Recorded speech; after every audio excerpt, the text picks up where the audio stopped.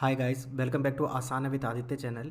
आज की वीडियो में हम इंग्लिश के बारे में जानने की कोशिश करेंगे कि इंग्लिश का जो स्टेटस है वो इंडिया में क्या है और इंग्लिश क्यों ज़रूरी है, कितना ज़रूरी है। इसके लिए सीटेट में पूछे गए सवाल हैं। 3 सवाल मैं आज आप लोगों से डिस्कस करने वाला हूँ। देखिए इन सवालों को क्या है और इंग्लिश का स्टेटस जानने की कोशिश कीजिए। इंग्लिश क्या है, उसके बैक में इंग्लिश कैसे काम करती है, ये हम देखते हैं। ओके, अब ये हमारा पेज है इंस्टाग्राम का, हिंदी इंग्लिश पेडागोजी, वहाँ से ये क्वेश्चन लिया गया है। ठीक है, अब क्वेश्चन क्या कहता है, व्हाट इज़ द स्टेटस, क्या पूछ रहा है, स्टेटस पूछ रहा है, status of English in India. English का स्टेटस क्या है इंडिया में। ओके, क्या है, अ फॉरेन लैंग्वेज, क्या ये एक फॉरेन लैंग्वेज है। एन एसोसिएट, एसोसिएट का मतलब होता है जुड़ी हुई है। ऑफिशियल लैंग्वेज, यह है जुड़ी हुई लैंग्वेज है, ऑफिशियल लैंग्वेज है हमारे देश की। क्या बी पार्ट है इसका सही आंसर। तीसरा कह रहा है द ऑफिशियल लैंग्वेज, ये है एक ऑफिशियल लैंग्वेज है। अगला कह रहा है a regional language. Regional language का मतलब क्या होता है कि किसी एक रीजन में ही इस्तेमाल किया जाता है, जैसे कि पंजाब में यूज़ किया जाता है या बिहार में यूज़ किया जाता है। तो क्या है इसका सही आंसर आपके हिसाब से। ओके, सही आंसर क्या है, एसोसिएट ऑफिशियल लैंग्वेज। स्टेटस के हिसाब से अगर हम बात करें तो ये क्या है, एक एसोसिएट ऑफिशियल लैंग्वेज है। ऑफिस में इसका यूज़ तो किया जाता है बट पूरी तरह से नहीं, एसोसिएट जुड़ी होती है। इंग्लिश का यूज़ किया जाता है लेकिन साथ के साथ जो कागजी कार्रवाई होती है उसमें हिंदी का भी इस्तेमाल किया जाता है। तो ये इंग्लिश एसोसिएट है, जुड़ी हुई है, सिर्फ इंग्लिश यूज़ नहीं किया जाता ऑफिशियल में। जैसे कि आपने ऑफिशियल कई सारे अगर फॉर्म भरते होंगे या ऑफिशियल काम करवाते होंगे तो आपको पता है वहाँ हिंदी भी होती है, हिंदी प्लस इंग्लिश होती है। तो इसका स्टेटस क्या है, ये एसोसिएट ऑफिशियल लैंग्वेज है। ठीक है, अब दूसरे क्वेश्चन की तरफ बढ़ते हैं। अगला क्वेश्चन कहता है according to national curriculum frame, जिसको हम एनसीएफ भी कहते हैं। एनसीएफ की फुल फॉर्म क्या है, नेशनल करिकुलम फ्रेमवर्क 2005।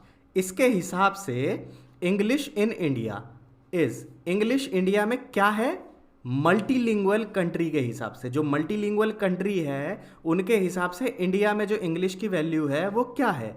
अब फॉरेन लैंग्वेज, एक बाहर की लैंग्वेज है। एन एसोसिएट लैंग्वेज, ये एक एसोसिएट लैंग्वेज है।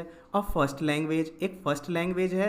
या ग्लोबल, ग्लोबल का मतलब क्या होता है, पूरी दुनिया में जो मानने वाली लैंग्वेज हो। जब हम मल्टीलिंगुअल कंट्री की बात करते हैं, मल्टीलिंगुअल कंट्री का मतलब क्या है, जहाँ पर बहुत सारी बातें, बहुत सारे लैंग्वेजेस होते हैं। जैसे कि हिंदी में, जैसे कि इंडिया में आपको पता है पंजाबी, गुजराती, मराठी, बिहारी, पता नहीं कौन कौन सी भाषाएं हमारे देश में इस्तेमाल होती है। तो ये क्या होता है, मल्टीलिंगुअल कंट्री होता है। तो इसमें कौन कौन सी जो लैंग्वेज है वो इंग्लिश लैंग्वेज वो कैसी है इंडिया में, अ ग्लोबल लैंग्वेज है, अ फर्स्ट लैंग्वेज है, एन एसोसिएट लैंग्वेज है, अ फॉरेन लैंग्वेज है, कौन सी लैंग्वेज है। तो राइट आंसर है इसका अ ग्लोबल लैंग्वेज। अगर हम मल्टीलिंगुअल कंट्री की बात करते हैं तो वहाँ पर इंग्लिश जो है वो क्या है, एक ग्लोबल लैंग्वेज है। जैसा कि हम जानते हैं कि इंग्लिश का जो इस्तेमाल है वो वर्ल्ड वाइड किया जाता है।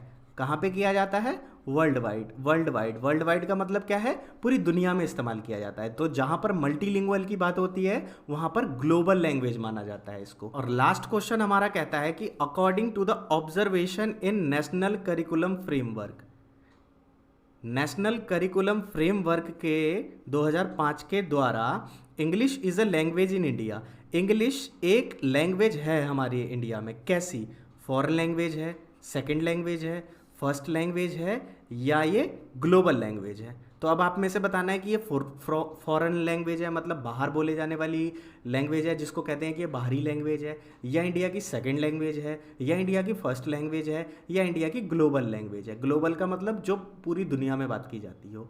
तो जब हम इंग्लिश इज़ इंडिया लैंग्वेज की बात करते हैं नेशनल करिकुलम फ्रेमवर्क एनसीएफ के हिसाब से, ठीक है, लैंग्वेज इन इंडिया, इंडिया में पूछ रहा है ये, इंडिया में किसके हिसाब से यूज़ करते हैं, किस स्तर से यूज़ करते हैं उसका। तो इसका सही आंसर है सेकंड। इंडिया में क्या यूज़ होता है इंग्लिश का, सेकंड लैंग्वेज के हिसाब से इसका इस्तेमाल किया जाता है, सेकंड लैंग्वेज में। जैसे कि आपको पता है इसके लिए डिफरेंट कोर्सेज होते हैं, जैसे ESL का कोर्सेज होता है। इसका मतलब क्या होता है, English as a second language, इसका कोर्स होता है हमारे यहाँ ESL का। इसी तरह ELT का कोर्स होता है टीचरों का।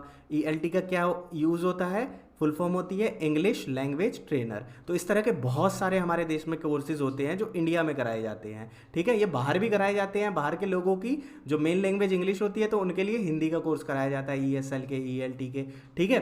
तो मुझे आशा है तीनों क्वेश्चन आपको अच्छे से समझ में आ गए होंगे। ऑब्जर्वेशन के हिसाब से देखा जाता है तो क्या आता है हमारा आंसर, सेकंड लैंग्वेज देखा जाता है। अगर इसी में वो पूछता है मल्टीलिंगुअल कंट्री के बारे में तो एक ग्लोबल लैंग्वेज है। और इसी तरह अगर ये पूछता है कि स्टेटस क्या है इंग्लिश का तो वो एक हमारी एसोसिएट ऑफिशियल लैंग्वेज है, ठीक। तो मुझे आशा है तीनों चीज़ें आपको अच्छे से समझ में आ गई होंगी। तो ये पोस्ट हमने ऑलरेडी अपने इंस्टाग्राम पर डाल रखे हैं, जो कि हमारे पेज का नाम है हिंदी इंग्लिश पेडागोजी, ठीक। पेडागोजी से जुड़ी हुई चीज़ें और हमारे पेज पे अपलोड होती है। अगर आप लोग चाहते हैं कि इंग्लिश पेडागोजी से, हिंदी पेडागोजी से या CTET की और वीडियोस अपलोड हो हमारे चैनल पर, तो इस वीडियो में अपना सपोर्ट दिखाइए और इंस्टाग्राम पर जाकर हिंदी इंग्लिश पेडागोजी सर्च करके उसको भी फॉलो कीजिए। जैसा आप लोगों का रिस्पांस रहा उसके बाद हम और वीडियोस इन चीज़ों की अपलोड करेंगे। ये थोड़ी पहली वीडियो थी तो थोड़ा सा मैं हिचकिचा रहा था। अब बाकी वीडियोस आप हमारे इंग्लिश सीखने के लिए यूट्यूब आसान है विद आदित्य चैनल पे सभी वीडियोस देख सकते हैं। और बाकी चीज़ें तो आप लोग जानते ही होंगे पहले से, क्योंकि आप इस चैनल के पुराने सब्सक्राइबर हैं। तो वीडियो को लास्ट तक देखने के लिए बहुत बहुत धन्यवाद। जय हिंद, थैंक्स अ लॉट।